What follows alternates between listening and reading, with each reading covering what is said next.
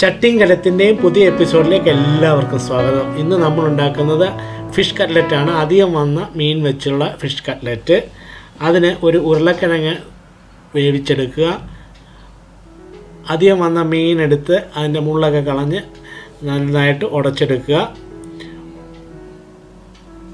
ഇതിന് ഒരു മസാല റെഡിയാക്കേണ്ടതായിട്ടുണ്ട്. ആ മസാലപ്പൊടിക്ക് വേണ്ടുന്ന ഇൻഗ്രീഡിയൻസ് എല്ലാം കൂടെ ഡ്രൈ റോസ്റ്റ് ചെയ്ത് ഒരു മിക്സിയിൽ പൊടിച്ചെടുക്കണം.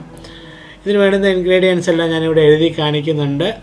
അപ്പോൾ അതനുസരിച്ച് എല്ലാവരും എടുക്കുക. അത് ഡ്രൈ റോസ്റ്റ് ചെയ്ത് നന്നായിട്ട് പൊടിച്ചെടുക്കുക. അധികം വരുന്ന മീൻ വേസ്റ്റാക്കാതെ നമുക്ക് ഇങ്ങനെ കട്ട്ലറ്റൊക്കെ ആയിട്ട് ഉപയോഗിക്കുകയാണെങ്കിൽ നല്ലതാണ്. അപ്പോൾ ഒരു പാൻ അടുപ്പത്ത് വെച്ച് ചൂടാക്കുക. അതിനിടയിൽ ഒരു ബൗളിൽ ഒരു മുട്ടയും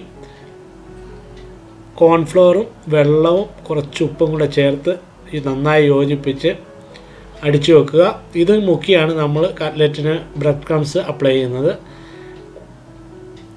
പാന് ചൂടായി കഴിയുമ്പോൾ അതിലേക്ക് എണ്ണ ഒഴിക്കുക. ഇതിലേക്ക് ഉള്ളിയും പച്ചമുളകും ഇട്ട് നന്നായിട്ട് അങ്ങോട്ട് വഴറ്റണം. നന്നായിട്ട് വഴണ്ട് വരുമ്പം ഇതിനകത്തേക്ക് നമ്മൾ ആ പൊടിച്ചു വെച്ചിരിക്കുന്ന മസാല ചേർക്കും.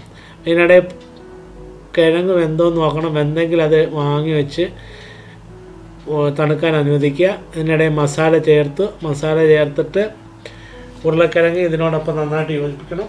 ഞാൻ ഉരുളക്കിഴങ്ങിൽ ഉപ്പ് ചേർത്തിട്ടില്ലായിരുന്നു. അപ്പോൾ ആവശ്യത്തിന് ഉപ്പ് കൂടി ചേർത്ത് ഈ മസാലയിൽ ആ ഉരുളക്കിഴങ്ങ് നന്നായിട്ട് അങ്ങോട്ട് പൊടിച്ച് യോജിപ്പിക്കുക.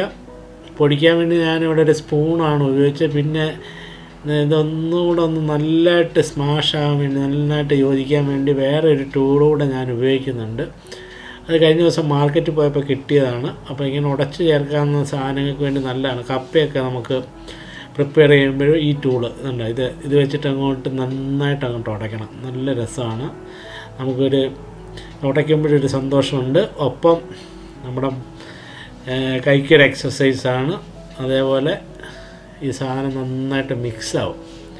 അതാണ് അതിനകത്ത് ഏറ്റവും നല്ലൊരു കാര്യം. അപ്പോൾ എല്ലാവരും ഇത് കിട്ടുമെങ്കിൽ വാങ്ങിക്കാൻ നോക്കുക. പിന്നെ ആർക്കെങ്കിലും വേണമെങ്കിൽ പറയാമെങ്കിൽ ഞാനൊരു 3-4 പേർക്ക് ഇത് വാങ്ങിച്ചുകൊണ്ട് വരാം. അപ്പോൾ ആദ്യം കമൻ്റ് ഇടുന്ന 3-4 പേർക്ക് ഞാനിത് വാങ്ങിച്ചുകൊണ്ട് വരുന്നതായിരിക്കും. പിന്നെ ഇതിനകത്തേക്ക് നമ്മൾ മല്ലി ഇല അരിഞ്ഞു വെച്ചതും മീൻ പൊടിച്ചു വെച്ചതും കൂടെ നന്നായിട്ട് യോജിപ്പിച്ചിട്ട് ആ മിക്സിനെ നമ്മൾ ഉരുളകളാക്കി കട്ട്ലറ്റ് രൂപത്തിൽ ആക്കി മാറ്റുന്നു. ഓരോന്ന് അങ്ങനെ നല്ലപോലെ ഷേപ്പ് ചെയ്ത് ഒരു പ്ലേറ്റിലേക്ക് മാറ്റുക.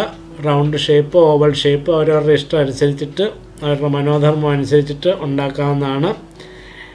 അങ്ങനെ ഉണ്ടാക്കി വെച്ചിരിക്കുന്ന കട്ട്ലറ്റിൻ്റെ പുറത്ത് നമ്മളിനി മുട്ട കൊണ്ട് മിക്സ് ചെയ്ത് ഉണ്ടാക്കി വെച്ചില്ല അതിലേക്ക് മുക്കി ബ്രെഡ് ക്രംസ് അപ്ലൈ ചെയ്യും. ബ്രെഡ് ക്രംസ് ഒരു പ്ലേറ്റിലെടുക്കുന്നു.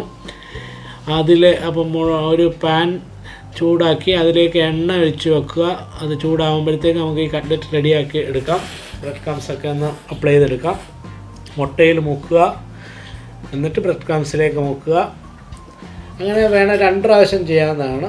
ഒരു പ്രാവശ്യം ബ്രെഡ് ക്രംസ് അപ്ലൈ ചെയ്തിട്ട് വീണ്ടും ഒന്നുകൂടെ ചെയ്യണം. നല്ല തിക്കായിട്ടൊരു ലെയർ കിട്ടും. അപ്പോൾ അങ്ങനെ വേണമെങ്കിലും നോക്കാം. ഒരു പ്രാവശ്യമാണെങ്കിലും മതി.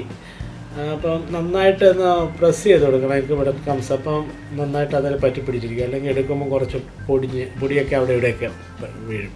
ഇങ്ങനെ ഓരോന്നായിട്ട് അപ്ലൈ ചെയ്ത് വെക്കുക. ഇതിനിടെ ഞാൻ പ്ലേറ്റിൽ അത് കുറച്ച് സമയം എടുക്കുന്നതായിട്ട് തോന്നിയപ്പം വേറൊരു ഐഡിയ നോക്കി ഒരു പ്ലാസ്റ്റിക് കവറിൽ ബ്രെഡ് ക്രംസ് അങ്ങോട്ട് ഇട്ടു. അതും അങ്ങനെ ചെയ്തപ്പം ബ്രെഡ് ക്രംസ് കുറച്ച് മതി. എന്നിട്ട് മുട്ടയെ മുക്കിയിട്ട് നമ്മൾ അതിനകത്തോട്ടിട്ട് ഇങ്ങനെ അങ്ങോട്ട് തിരിച്ചും മറിച്ചുമൊക്കെ അങ്ങോട്ട് ആക്കുമ്പം നന്നായിട്ട് അത് പറ്റി പിടിക്കുന്നുണ്ട്. മറ്റേതിനേക്കാളും കുറച്ചുകൂടി ഈസിയാണ്. അതേപോലെ കയ്യിലൊന്നും അധികം പറ്റുന്നുമില്ലായിരുന്നു. വേസ്റ്റ് ആവുന്നില്ല ബ്രെഡ് ക്രംസ്. പിന്നെ ഇടയ്ക്കിടയ്ക്ക് പ്ലേറ്റിലാണെങ്കിൽ നമ്മൾ അങ്ങോട്ടും ഇങ്ങോട്ടും അത് സ്പ്രെഡായി കഴിയുമ്പോൾ പിന്നെ അത് ഒരു സൈഡിൽ എത്തിക്കണം അതിൻ്റെയൊക്കെ. അപ്പോൾ ഇത് കവറിലാണെങ്കിൽ കുറച്ചുകൂടി ഈസിയാണെന്ന് തോന്നുന്നു. എല്ലാവരും അവരുടെ ഇഷ്ടം അനുസരിച്ച് ചെയ്യണം. ഞാൻ കാണിച്ചു എന്നേ ഉള്ളൂ. അപ്പോൾ ഇങ്ങനെ എല്ലാ കട്ട്ലറ്റിൻ്റെ പുറത്ത് നമ്മളിതുപോലെ ബ്രെഡ് ക്രംസ് അപ്ലൈ ചെയ്ത് വെക്കുക. ഞാനിവിടെ ഷാലോ ഫ്രൈ ചെയ്താണ് എടുക്കുന്നത്. അതുകൊണ്ട് പാനിൽ അധികം എണ്ണ ഒഴിച്ചിട്ടില്ല. ഡീപ്പ് ഫ്രൈ ചെയ്തും എടുക്കാവുന്നതാണ്. അത് ആകുമ്പോൾ കുറച്ചുകൂടി എളുപ്പമായിരിക്കും. കുറച്ചുകൂടെ കോട്ടിങ് നന്നായിട്ട് പിടിച്ചിരിക്കുകയും ചെയ്യും. ഇത് ഷാലോ ഫ്രൈ ആകുമ്പോൾ എണ്ണയുടെ അളവ് കുറച്ച് മതി. അപ്പോൾ ഇത് കട്ട്ലറ്റ് നമ്മൾ പാനിൽ വെക്കുമ്പോൾ ഫ്രൈ ചെയ്യാൻ വേണ്ടി വെക്കുമ്പോൾ ഇച്ചിരി ഗ്യാപ്പ് ഇട്ടുകയാണെങ്കിൽ നമുക്ക് തിരിച്ചും മറിച്ചൊക്കെ ഇടുമ്പോൾ കുറച്ച് ഈസി ആയിരിക്കും. അപ്പോൾ അതനുസരിച്ച് എല്ലാവരും സെറ്റ് ചെയ്ത് വെക്കുക. മീഡിയം ഫ്ലെയിമിലൊന്ന് കട്ട്ലറ്റ് വറുത്തെടുക്കുക. തിരിച്ചും മറിച്ചുമൊക്കെ ഇട്ട് എണ്ണയില്ലെങ്കിൽ അങ്ങോട്ടും ഇങ്ങോട്ടുമൊക്കെ ഒന്ന് ചുറ്റിച്ച് കൊടുത്തു കഴിഞ്ഞാൽ എണ്ണയില്ലാത്തടത്തോട്ട് എണ്ണയിൽ നിന്ന് കട്ട്ലറ്റ് നന്നായിട്ട് മുരിഞ്ഞ് ഫ്രൈ ആയി കിട്ടും. കട്ട്ലറ്റിൻ്റെ കളർ എല്ലാവർക്കും അറിയാമല്ലോ, ഫൈനൽ കളർ. ആ കളറാകുമ്പോഴത്തേക്ക് നമുക്ക് ഇതിനെ ഒരു പ്ലേറ്റിലേക്ക് മാറ്റി കുറച്ച് നേരം വെക്കുമ്പോൾ ഒന്നുകൂടെ കളറ് റെഡിയാവും. തണുത്ത് കഴിയുമ്പോഴത്തേക്ക് ഇങ്ങനെ പ്ലേറ്റിലോട്ട് മാറ്റി വെച്ച് കഴിഞ്ഞ് കട്ട്ലറ്റ് റെഡിയായി. ഇത് ഒരെണ്ണം എടുത്തൊന്ന് മുറിച്ച് നോക്കാം. നന്നായിട്ടുണ്ട്. ഇതുപോലെ ഉണ്ടാക്കി എല്ലാവരും കഴിക്കുക. നല്ല ടേസ്റ്റ്, അടിപൊളിയാണ്. അതേപോലെ വേസ്റ്റ് ആകത്തില്ല ഒരു സാധനം. ഒരു ഫുഡ് ഐറ്റംസ് ഒന്നും വേസ്റ്റ് ആക്കുന്നത് ശരിയല്ല. എല്ലാവരും ട്രൈ ചെയ്യുക. നല്ല കട്ട്ലറ്റ് കഴിക്കാം. Thank you for watching.